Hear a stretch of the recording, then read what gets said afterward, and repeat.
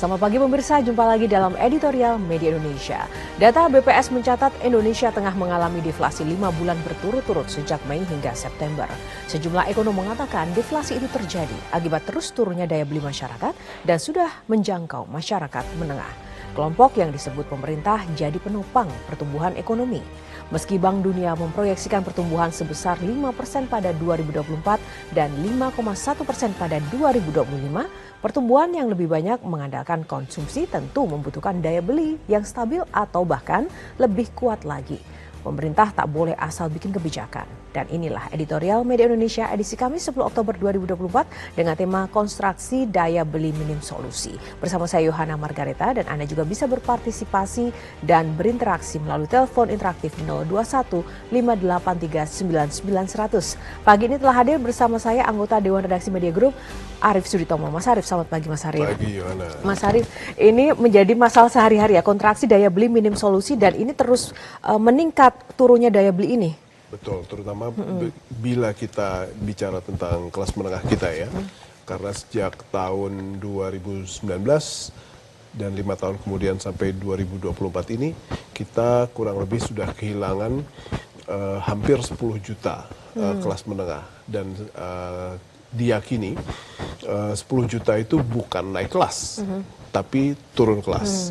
Nah, ini merupakan salah satu alarm yang bunyinya harus kita sikapi dengan amat sangat serius, karena kalau tidak kita bisa terjerumus ke lembah resesi.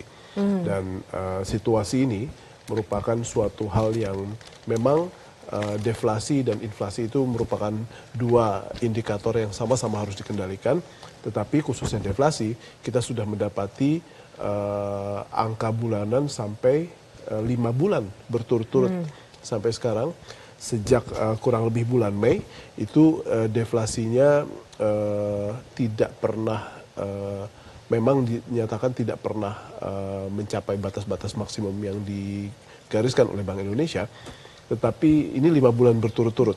Jadi ini merupakan sebuah indikasi yang harus disikapi dengan amat-amat serius. Nah, tapi situasi ini apakah sebelumnya sudah terprediksi, sudah dapat dilihat, atau memang ini sesuatu yang tiba-tiba terjadi mengingat dan melihat kondisi perekonomian secara umum, atau gimana? Kalau makro itu nggak jarang yang pernah tiba-tiba sekonyong-konyong langsung terjadi, Yohana. Karena kalau kita lihat indikator dari turunnya jumlah kelas menengah itu terjadi sejak tahun 2019.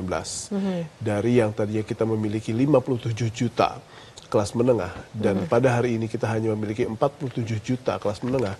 Jadi hilangnya 10 juta kelas menengah itu bukan angka yang kecil. Sehingga kalau kita mau benar-benar menyikapi ini dengan amat sangat serius, kita harus lakukan banyak hal, khususnya sekarang bagaimana sekarang kita menghormati kelas menengah.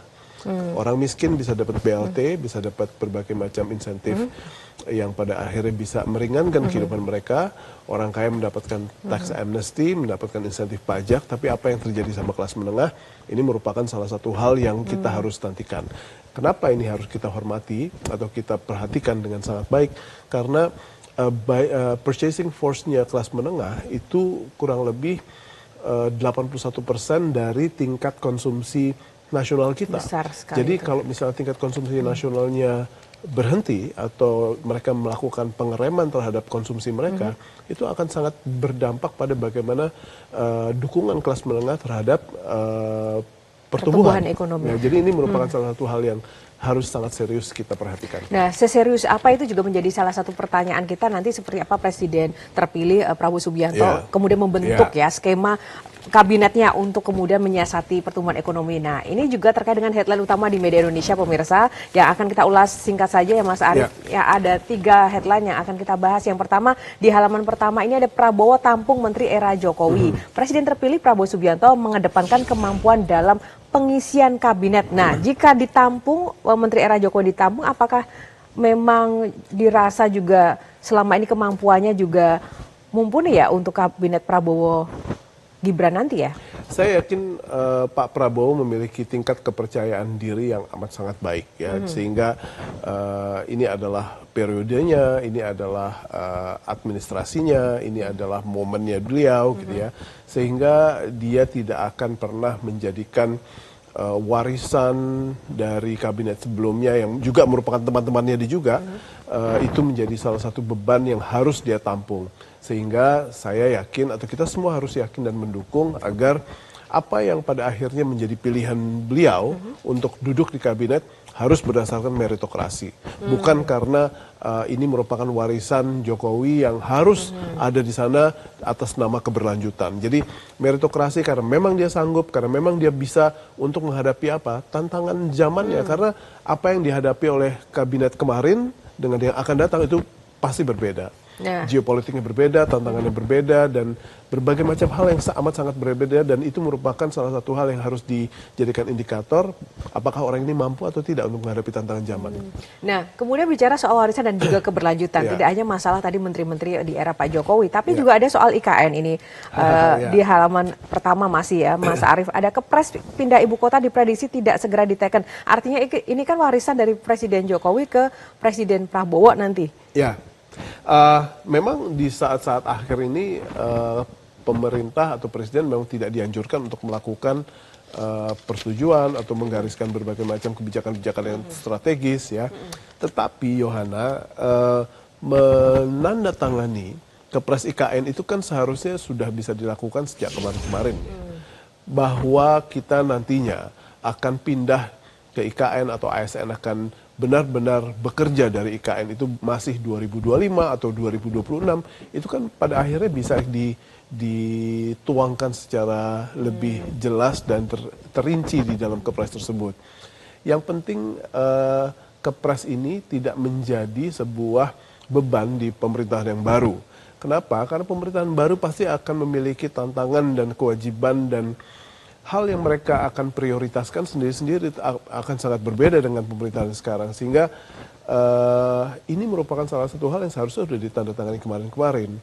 Dan apabila nanti prioritasnya memang tidak menyarah ke IKN, prioritasnya memang tidak klop dengan IKN untuk dilanjutkan secara jauh lebih serius seperti halnya yang kita lakukan pada hari ini merupakan salah satu beban karena IKN sudah dibilang setengahnya jadi juga belum, tapi harus segera dilanjutkan. Tapi kalau sampai nanti pemerintahan yang baru bilang itu bukan prioritas, ini merupakan salah satu hal yang kita akan lihat nanti di IKN. Tapi dengan anggaran yang sudah tercurahkan sampai titik ini sayang juga kalau akhirnya dibiarkan mangkrak ya. Itu yang kita mungkin hadapi. Lebih ke pelan tapi pasti mungkin ya Mas Arief ya nanti. Jadi kita akan serahkan sama Pak Prabowo apakah itu menjadi prioritas atau tidak. Itu akan terlihat dari seberapa cepat dia akan menandatangani Kepres IKN tersebut. Ya, baik. Oke, Mas Arief itu tadi dari dalam negeri ya terkait dengan pemerintahan di Indonesia. Nah, kita masuk ke informasi mancanegara di halaman 2 terkait dengan update terkini militer Israel yang kembali mengobrak-abrik wilayah Gaza Utara. Setelah kemarin Lebanon, ternyata Gaza juga belum tuntas ini diserang oleh Israel. Ini sampai kapan ya Mas Arief ya? Karena sudah tidak manusiawi, bahkan lebih daripada itu istilahnya saya tidak tahu lagi nih. Ya, masalahnya bombardirnya Israel kepada wilayah-wilayah yang ditargetkan itu rata-rata kan dilakukan dengan serangan udara. Dan kan kita belum mendapati sebuah teknologi yang paling canggih yang pada akhirnya apabila rudal itu jatuh, rudal itu bisa mengidentifikasi, oh ini perempuan, oh ini anak-anak, kan belum bisa tahu apakah ini orang Hamas atau tidak gitu ya. Itu kan kita tidak pernah mendapati bahwa Israel punya teknologi itu. Akhirnya apa yang terjadi apabila rudal atau bom itu datang dan menghancurkan berbagai macam titik yang disasar oleh Israel, khususnya kita seringkali mendengar bahwa bom-bom serangan udara itu menyasar pada kamp-kamp pengungsi. Itu kan korbannya belum tentu prajurit Hamas gitu ya.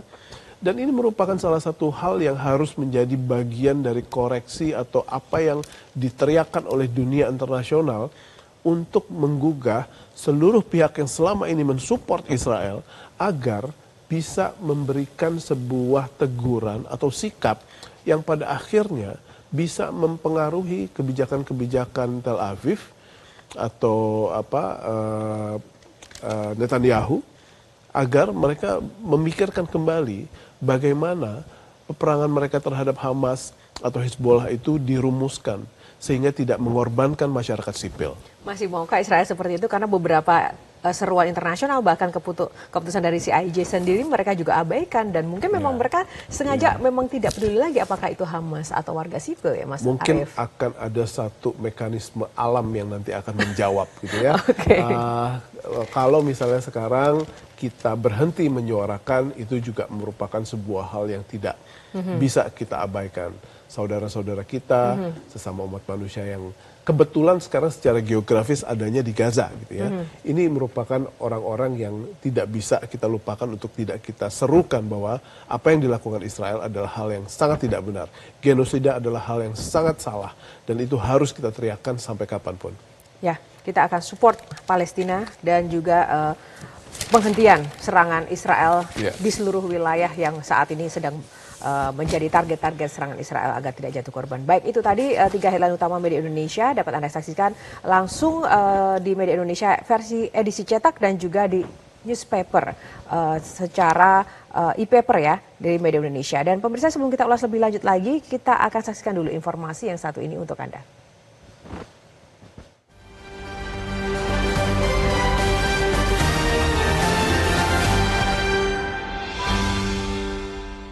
Kontraksi daya beli minim solusi.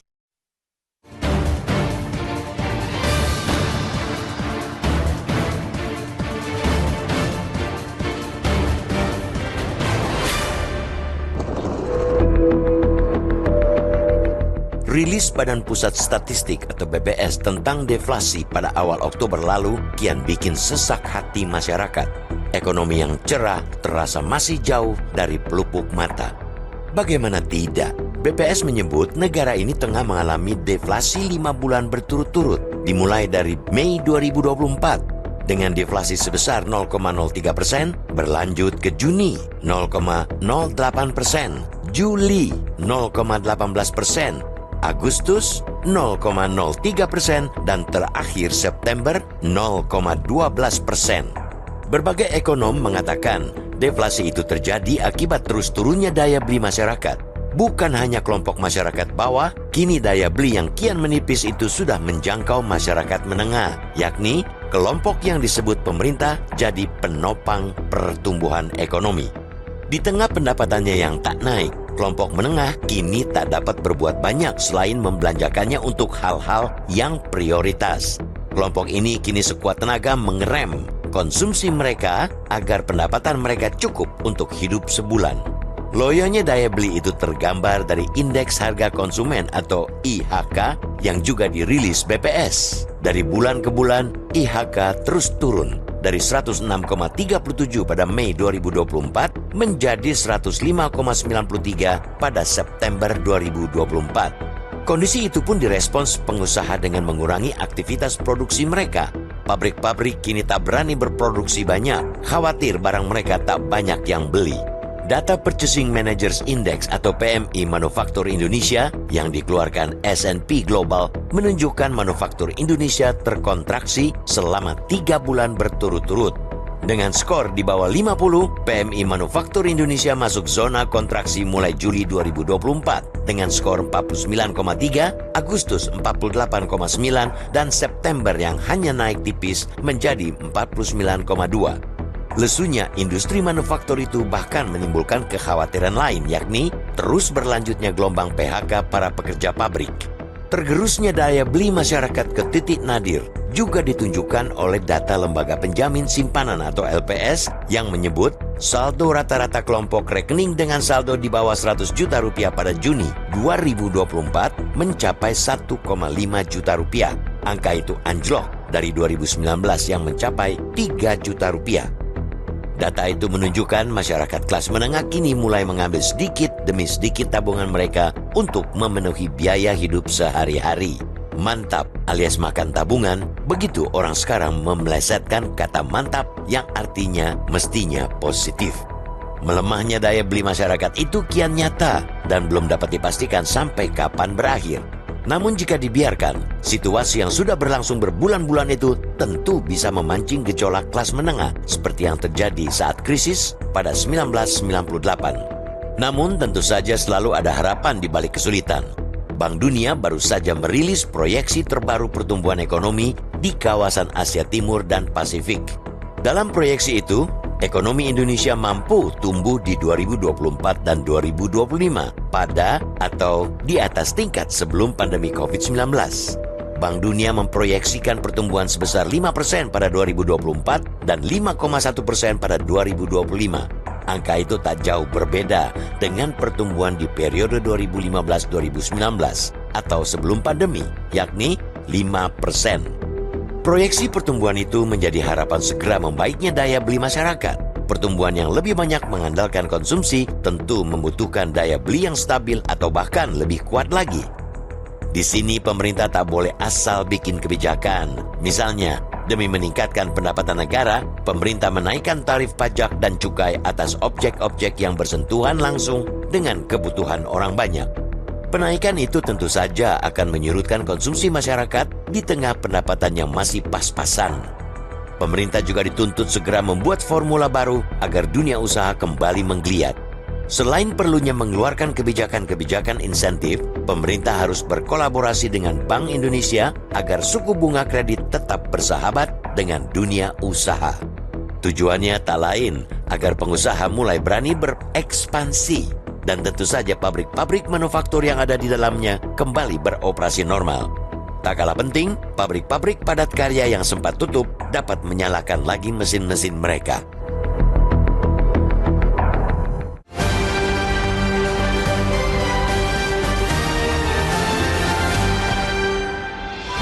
Ya pemirsa, sebelum kita mengulas lagi terkait dengan tema editorial pagi ini, kami ingatkan kembali bahwa Anda juga bisa berpartisipasi, berinteraksi terkait tema yang kami bahas dalam editorial kali ini. Namun sesaat lagi kami akan kembali, kita jeda dulu.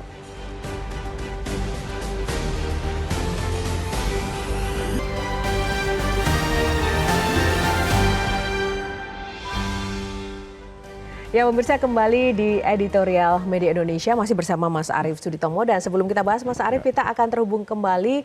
Ini coba kami sapa, ada Profesor Didi J. Rahbini, Rektor Universitas Paramadina yang juga ekonom senior Indef. Profesor Didi, Pak Didi, selamat pagi. Ya pagi Mas Arief, Mbak. Pagi Mbak. Selamat pagi Pak Didi, terima kasih sudah bergabung bersama kami. Prof, tema kami kali ini adalah terkait dengan kontraksi daya beli minim solusi. Ya, ini juga terkait dengan kelas menengah yang semakin turun jumlahnya dan daya beli masyarakat yang berpotensi terus rendah atau turun begitu. Bagaimana Anda melihat situasi ini, Prof? Jadi daya beli itu akibat, ya akibat kita tidak kerja miskin, akibat kita tidak produktif miskin ya. Nah, jadi daya beli yang sekarang ini adalah akibat dari seluruh proses dari 5 tahun, 10 tahun ini, ya, yang tidak mempunyai satu kebijakan komplit terhadap ekonomi. Ya, pokoknya ada keinginan infrastruktur, ada keinginan IKN, ada keinginan tol laut, ada keinginan ya. Tidak punya satu kebijakan bagaimana mengangkat ekonomi ini secara baik, ya, secara eviden, secara teknokratis. Nah, sehingga pertumbuhan yang ditargetkan janjinya 7% ya 5% ke bawah. Nah, kalau melihat situasi dan penyebab tadi, Prof, efek terbesarnya itu seperti apa, Prof? Nah, kalau daya beli turun ya semua kegiatan-kegiatan dari ekonomi ya akibatnya kepada masyarakat, konsumsinya juga akan menurun, ya kesejahteraannya akan menurun. Orang tua untuk konsumsi turun, orang tua untuk menyekolahkan anaknya turun, untuk leisure turun dan seterusnya. Jadi ini satu kondisi yang berat, dan penelitian itu bukan penelitian sektoral, tapi itu kan data BPS. Nah, jadi sekarang Prof, tumbuh 5% itu diragukan. Diragukan ya, Prof. Nah, apakah ini juga akan mengantarkan Indonesia ke dalam kondisi middle income trap? menurut Anda, Prof? Ya nggak bisa. Sudah kalau begini terus tidak bisa. Malaysia itu bisa sampai 12.000, 13.000 karena mereka punya strategi. Ya. Jadi begini, saya di dalam wawancara dari Metro TV yang pendek beberapa waktu yang lalu, sebenarnya untuk memajukan ekonomi itu ada evidence historis, ada teori, ada pembangunan ekonomi, ada akademiknya, ada basisnya. Nah, kalau itu dilaksanakan dan itu ada di bawah kontrol presiden, kemudian teknokratnya menjalankan, pastilah tumbuh 7% itu bisa. Zaman SBY aja pernah tumbuh 6,5%. Zaman Pak Harto 78%. Karena melakukan satu kebijakan-kebijakan yang evidence. Sekarang nggak ada kebijakan. Kepemimpinan ekonomi tidak ada. Karena pimpinannya semaunya aja. Tak mau ingatnya dia, siapa rapatnya juga nggak pernah tuntas. Pokoknya saya ingat-ingatnya gitu. Dan teknokrat seperti Sri Mulyani nggak berfungsi. Karena dia kalau mengumpan idenya yang benar takut. Nah, menurut Anda, Prof, Jadi strategi apa yang harus dilakukan oleh pemerintahan ke depan, Prof? Gini, untuk sehat itu, strategi untuk sehat itu bisa ada 10 atau 20 kegiatan yang harus dilakukan. Untuk ekonomi bisa 10-20 juga banyak sekali ya. Tapi sebenarnya harus ada fokus. Ya coba fokusnya apa? Seluruh negara yang maju setelah Barat maju, yaitu Jepang, kemudian Korea, kemudian Taiwan, kemudian Singapura, sekarang Cina, kemudian India, itu mentransformasikan ekonominya itu dari pertanian ke industri. Tapi untuk jadi industri ini kita harus punya strategi yang namanya outward looking, ya, export led industry, semuanya nggak ada yang tidak. Kita tidak melakukan untuk melakukan export led industry itu efisiensi birokrasi, ya, kemudian kelurahan, kecamatan, dukungan perbankan, itu semuanya menuju ke situ satu arah. Coba ingat ya pada waktu Pak Harto, setiap duta besar dikasih target agar dia ekspor di Indonesia itu surplus naik. Nah ini nggak ada. Kita ribut soal tol laut, ribut soal IKN, ribut soal macam. Ya, jadi nggak punya punya evidence base, tidak teknokratis. Ya, Prof, selama ini kan kita selalu fokus pada dua hal ya, Prof. Misalnya orang miskin dapat BLT, kemudian orang kaya dapat tax insentif, begitu ya. Terus kalau middle class harusnya itu dapat apa ya, Prof? Itu yang menyebabkan miskin, yang menyebabkan miskin. Ya. Dan orang bekerja itu sekarang, orang bekerja itu hanya rata-rata orang yang bisa bekerja hanya 20 jam. Banyak yang 15 jam seminggu. Kalau 15 jam itu berarti hanya 3 jam. Itu menunggu BLT. Jadi sumber daya yang semacam ini, kenapa? Yang middle class? Rata-rata orang Indonesia berdasarkan data BPS itu 20 jam seminggu bekerjanya. Kemudian di bawah itu ada yang 10 jam dan 15 jam. Rata-rata berarti banyak di antara mereka puluhan juta bekerja hanya 3 jam sehari. Orang Korea itu kalau pulang jam 4 datang ke rumah seorang karyawan, tetangganya kanan kiri sudah melirik kanan kiri. Wah, itu udah dipecat. Mereka bekerja sampai malam. 15 jam bekerjanya dengan lembur. Jadi ini bangsa ini yang malas karena dicekokin oleh BLT itu, dan itu politik yang melakukan para politisi dengan bagi-bagi uang dan seterusnya, mendidik bodoh. Nah jadi untuk masuk ke untuk cita-cita 8% Prabowo, ya itu harus mengubah cara seperti ini, nggak bisa lagi cara 10 tahun terakhir ini, nggak bisa. Nggak bisa, jadi nggak ada celah sama sekali kah, Prof? Coba dengerin, kita ini 4.500, 4.800 sejak zaman SBY itu 10 tahun nggak kemana-mana, nggak nambah-nambah pendapatan itu. Ya, pendapatan rata-rata, jadi 10 tahun nggak meningkatkan pendapatan rakyat. Memang ribut soal IKN, ribut soal infrastruktur. Ya. Infrastruktur bagus, ya. Tapi kita harus punya strategi, ada strateginya, ada ilmunya. Tapi tidak bisa diterapkan, ya. Teknokrat yang ada di situ minimal. nggak ada kepemimpinan ekonomi, nggak bisa berbicara karena rajanya maunya sendiri gitu. Oh baik, terima kasih Prof. Didi J. Rabani untuk ulasannya bersama Editorial Media Indonesia pada pagi hari ini, Rektor Universitas Paramadina. Terima kasih Prof. Salam sehat selalu. Mas Arief langsung saja Mas Arief untuk mengomentari tadi ulasan dari Profesor Didi. Prof. Didi tadi bilang bahwa pemerintahan ini memiliki seluruh orang-orang teknokrat yang pada dasarnya mampu gitu ya, tetapi ada arahan yang memang membuat mereka sama sekali tidak bisa berfungsi. Itu memang harus menjadi salah satu referensi ya, yang menjadi pertimbangan agar situasi yang sama tidak boleh terjadi lagi. Karena kita bangsa ini harus ingat betul bahwa Profesor Sumitro Djosarikusumo adalah begawan ekonomi Indonesia yang sangat-sangat memberikan sebuah fondasi atau fondasi yang amat sangat kokoh ya untuk bisa kita belajar dari pengalaman-pengalaman terdahulu. Kebocoran itu merupakan salah satu hal yang paling amat sering, dan bahkan saat Presiden Soeharto berkuasa, Profesor Sumitro itu sudah menyatakan berkali-kali. Jadi kalau kita nanti mendapati sebuah pemerintahan yang dipimpin oleh putranya, gitu ya, saya atau kita seharusnya bisa memiliki sebuah optimisme bahwa yang namanya rintisan menuju titik di mana kita akan terperangkap dalam middle income trap itu harusnya bisa dibebaskan.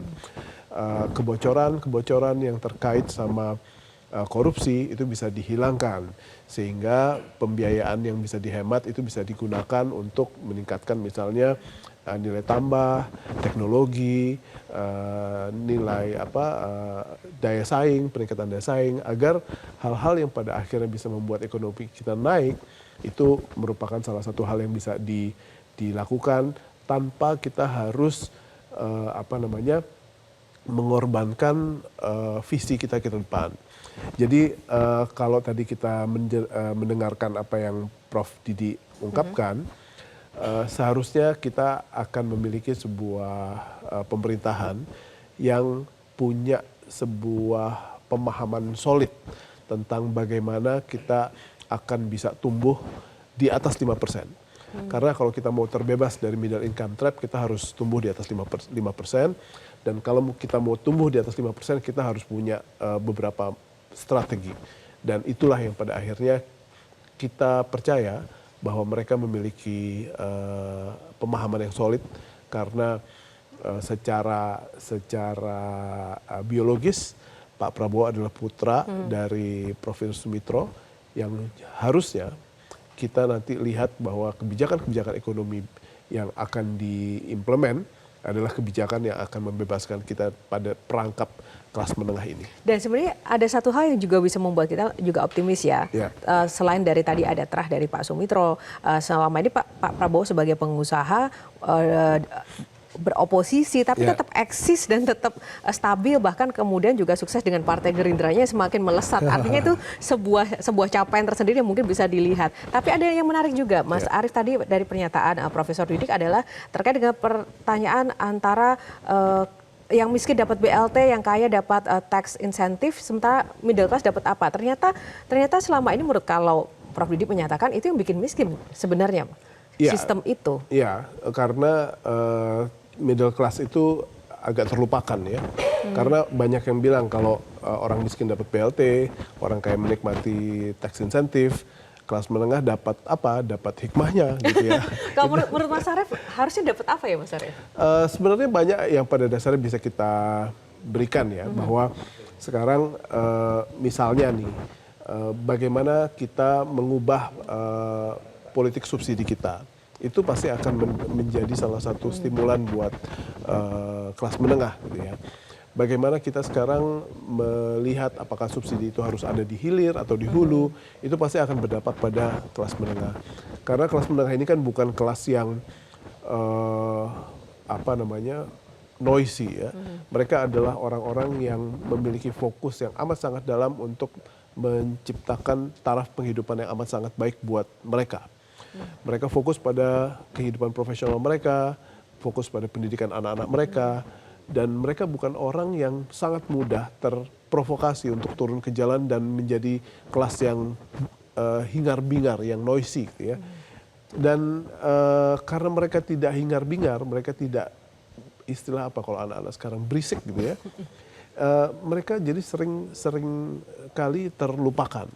Dan ini yang pada akhirnya harus kita ingat bahwa daya beli dari kelas menengah itu harus di-maintain karena tingkat konsumsi mereka yang kurang lebih sangat dominan, jadi 81%, itu merupakan salah satu elemen yang cukup penting dalam pergerakan ekonomi. Selain itu juga ada hal lain yang terjadi di mana sekarang tingkat pengangguran juga meningkat, gelombang PHK juga melonjak. Betul. Sementara itu banyak Gen Z yang ada di situ, anak-anak muda sekarang yang juga menjadi target ekonomi kekinian begitu ya Mas. Itu bagaimana itu? Situasinya sangat kompleks, bercampur menjadi satu ini problemnya. Kalau misalnya Yohana menyentuh hal yang terkait sama PHK ya, dari kalau kita lihat angka ya, ini ada kaitannya sama bagaimana daya beli kelas menengah turun.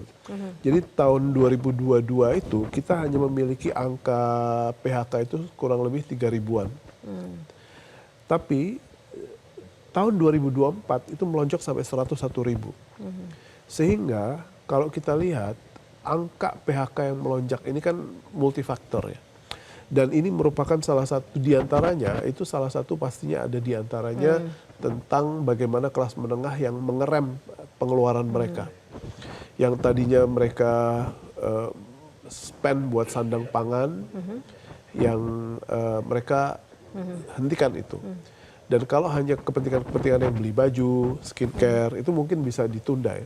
Jangan sampai mereka menghentikan pengeluaran mereka yang terkait sama pendidikan atau kesehatan. Itu sudah amat sangat fundamental dan harusnya itu merupakan salah satu momentum untuk bisa kita lihat bahwa kondisinya sudah semakin harus mendapatkan penanganan yang serius. Ada potensi ke situ soalnya ya Mas ya? Iya, dan ini merupakan salah satu hal yang mungkin kita bisa lihat dari tingkat deflasi yang tiap bulan ini terus terjadi, gitu ya. Jadi saya atau kita semua harus bisa mengingatkan kepada pemerintah bahwa daya beli masyarakat, khususnya kelas menengah, itu memang harus di-maintain dengan sangat baik. Dan kebijakan-kebijakan yang pada akhirnya nanti ya, misalnya tapera atau PPN 12%, ya, itu pada akhirnya akan berdampak pada kelas menengah. Jadi kalau misalnya pemerintah ingin menunda dulu itu semua untuk membuat kondisi ekonomi jauh lebih baik, baru mengimplementasi hal tersebut, seharusnya itu merupakan salah satu seruan yang amat sangat bijaksana. Ya, semoga didengarkan seruan ini tadi Mas, karena penting sekali. Karena semua itu pendapatan kelas menengah akan tergerus nanti kalau misalnya implementasi itu akan terjadi. Ya, baik. Terima kasih Mas Arief. Kita akan jeda dulu ya pemirsa. Seusai jeda kami akan ulas lagi bersama Arief Suditomo, anggota Dewan Redaksi Media Group.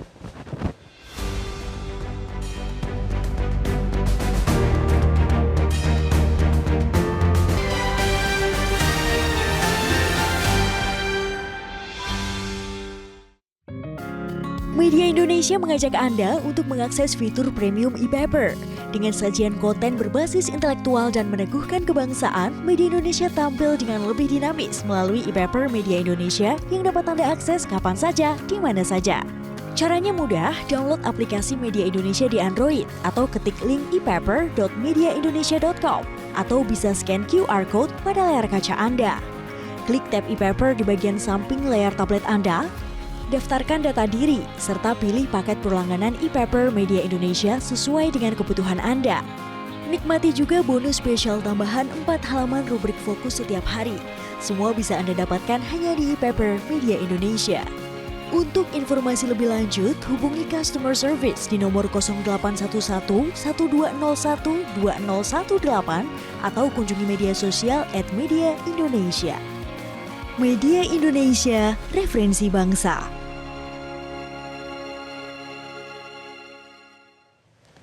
Ya, kembali di editorial pemirsa, dan kita akan sapa dulu para penelpon yang sudah antri di line telepon Media Indonesia. Yang pertama kita akan sapa Ibu Indra dari Cirebon, Jawa Barat.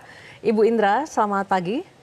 Selamat pagi Mbak Yohana Margareta dan Bung Aris Suditomo. Assalamualaikum warahmatullahi wabarakatuh, Metro TV. Waalaikumsalam. Terima kasih Ibu. Langsung saja boleh berkenan singkat, padat dan jelas ya Bu. Bagaimana tanggapan Anda? Silahkan. Iya. Nah, saya jadi berpikir Mbak Yohana dan Bung Aris, kalau para teknokrat kita aja yang menguasai ekonomi merasa dalam tanda kutip takut untuk mengajukan inisiatifnya karena ada dorongan tertentu dari pemerintah untuk mengarah ke sesuatu. Nah, siapa yang berani? Itu pertanyaannya.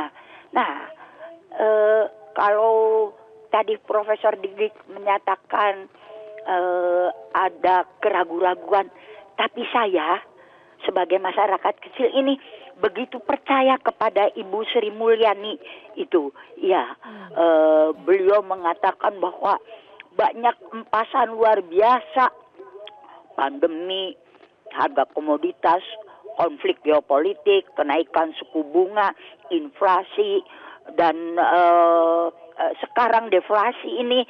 Tapi beliau berkata bahwa pertumbuhan ekonomi dan APBN kita tetap terjaga sehat. Nah, itu adalah harapan. Nah, sekarang kenapa? Ayo, sekarang semua harus jadi berani. Kok yang jadi berani malah pada demo? Iya, semua juga merasa 12 tahun terakhir ini memang ekonomi kita sulit. Tapi sekarang mari bersama-sama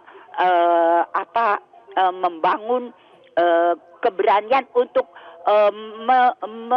membahagiakan negara kita sendiri, menjadikan negara kita berjaya, sementara negara luar menghentikan ekspor ke negara lain.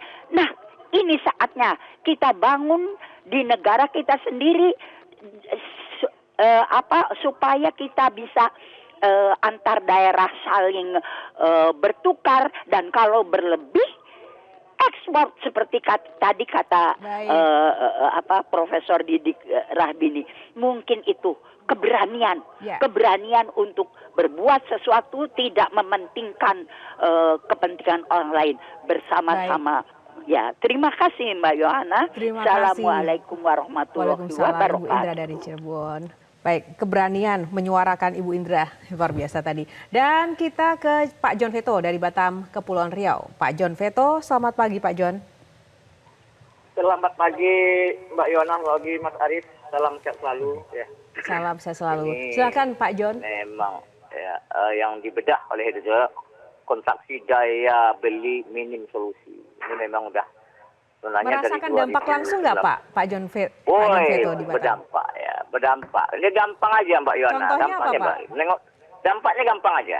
Kalau satu daerah itu, kalau masih banyak berseleweran tukang ojek itu artinya ekonominya tuh.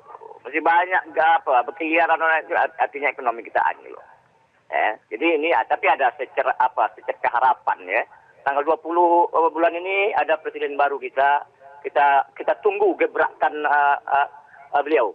Yang mudah-mudahan memang betul kata Mas Arif tadi. Ini kalau tidak dimanage dengan yang betul ini, ekonomi Indonesia ini, apalagi sekarang nih bergejolaknya di Timur Tengah sana, ya, antara Iran dengan Israel, ya, masalah di Palestina sana. Ini akan berdampak lagi ke kita. Nanti negara besar ini akan dahsyat lagi ke kita dampaknya. Jadi mudah-mudahan ya pakar-pakar ekonomi kita ya Mbok, bagaimana nih? Ya, jangan ada lagi PHK massal. Ya, memang kalau bansos itu Mas Arif, itu sedikit aja Mas Arif. Oke lah, dikasih dia bantu bansos serolah 400.000 per bulan. Berapa sih? Atau lagi nanti yang dibantu dengan telur, dengan ini itu. Nah, itu tidak begitu berdampak. Justru itu makin makin kalau saya tengok makin merucut ke depannya, itu tidak tidak membuka dia. Bukan itu solusinya sebenarnya. Ya contoh yang PPN 110 dari 10 jadi 12. Tapera ada. Apalagi 10 juta orang yang ekonominya mapan, yang dia belinya agak besar sekarang turun. 10 juta orang, coba bayangkan. Ya. Jadi kita kan ekonomi itu kan munculnya kan daya saing beli itu kan tinggi walaupun pegang kaki lima. Nah, contohnya kalau di Bali itu saya rasa tidak mendapat karena dia banyak perwisata.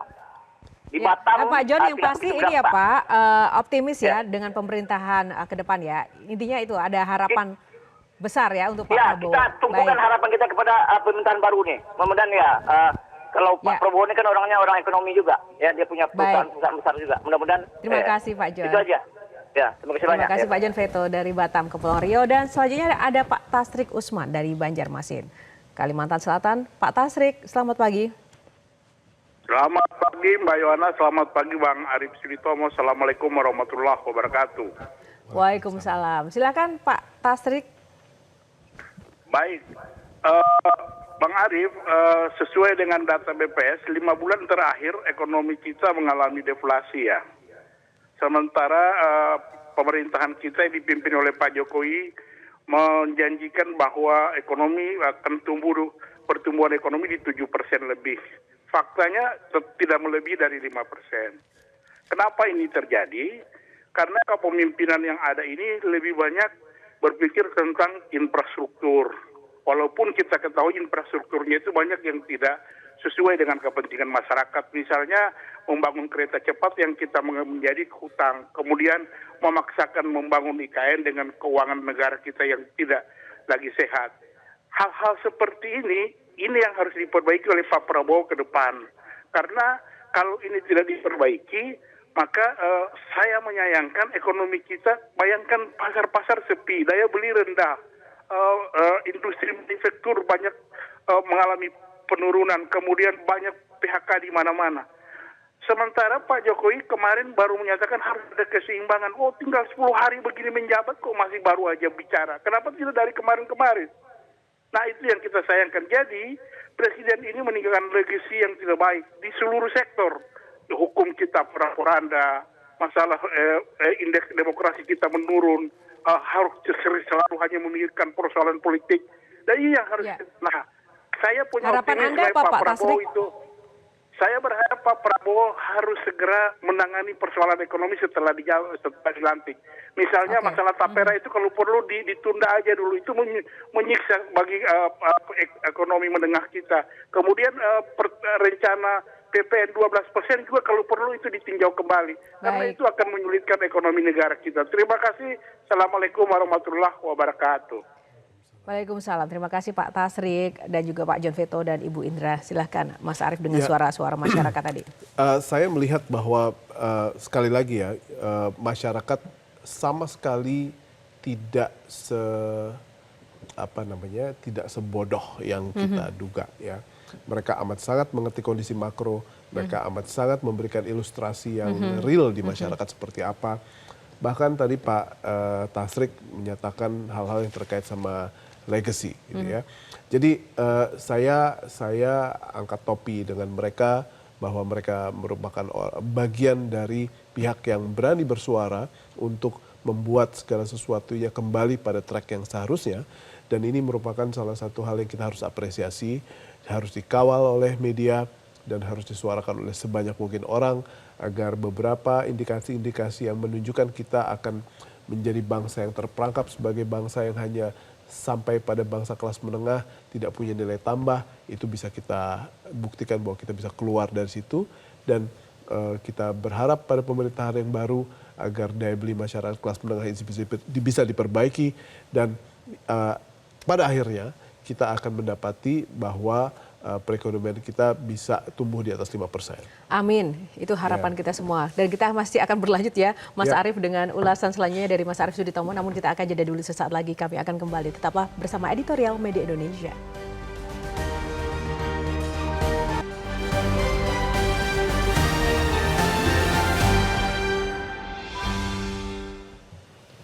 Ya, kembali di Editorial Media Indonesia, masih bersama Mas Arief Suditomo. Mas Arief, dengan situasi yang ada saat ini, kembali kita akan fokus langkah-langkah apa sebenarnya yang mungkin bijaksana untuk diterapkan oleh pemerintahan ke depan, apalagi dengan tadi harapan masyarakat begitu besar terhadap Pak Prabowo Subianto ya, karena dengan latar belakang ekonomi dan juga ada sejarah bisnis yang panjang.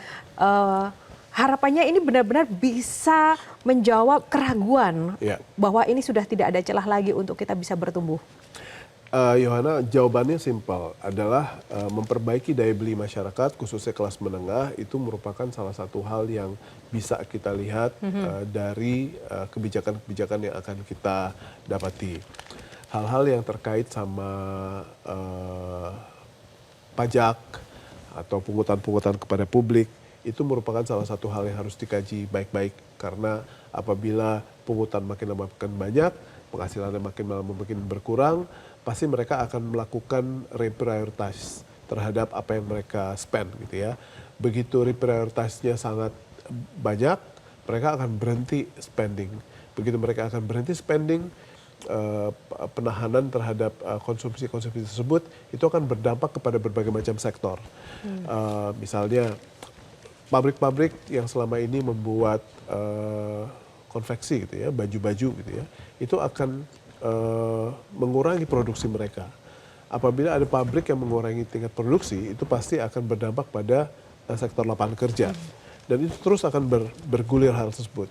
Sehingga pengurangan daya beli masyarakat khususnya kelas menengah itu harus merupakan salah satu hal yang dilihat bukan saja pada satu kebijakan, di mana misalnya memungut tapera itu akan meningkatkan pendapatan negara gitu ya, meningkatkan PPN 12% itu akan meningkatkan pendapatan negara lewat sektor pajak gitu ya. Tapi kita tidak boleh melihat hanya itu saja. Kita harus melihat dampaknya kepada daya beli masyarakat.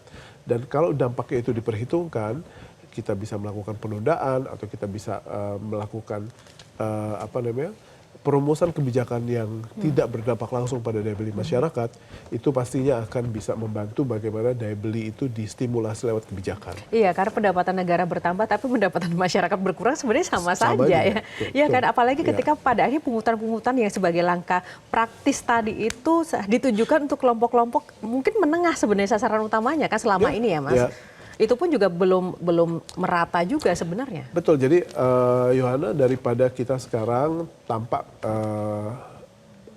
kebijakan pajak ini seperti berburu di kebun binatang, lebih baik kita fokus kepada bagaimana peningkatan tax ratio misalnya. Jadi bagaimana meningkatkan jumlah orang-orang yang memegang NPWP, yang memiliki NPWP, sehingga jumlah orang yang akan dipajaki akan jauh lebih banyak. Karena pada akhirnya sebenarnya kita bisa mendeteksi banyak sekali di Indonesia orang yang seharusnya mampu untuk bayar pajak, tetapi mereka belum jadi objek pajak gitu ya. Jadi itu merupakan salah satu hal yang menjadi PR kita semua. Penataan rasio objek pajak tadi. Tax ratio ini diperbaiki. Ya. Baik, terima kasih Mas Arief untuk ulasannya bersama editorial kali ini. Yona. Dan pemirsa, pemerintah dituntut segera membuat formula baru agar dunia usaha kembali menggeliat. Selain itu, diperlukan pula kebijakan-kebijakan insentif serta kolaborasi Bank Indonesia agar suku bunga kredit tetap bersahabat dengan dunia usaha, agar pengusaha berani berekspansi dan juga pabrik-pabrik yang padat karya kembali beroperasi dan daya beli masyarakat kembali pulih. Demikianlah editorial kali ini, semoga bermanfaat dan menginspirasi Anda. Saya Yohana Margareta undur diri. Terima kasih atas kebersamaannya. Selamat pagi dan sesaat lagi tetaplah bersama kami. Selamat pagi Indonesia akan menjumpai Anda.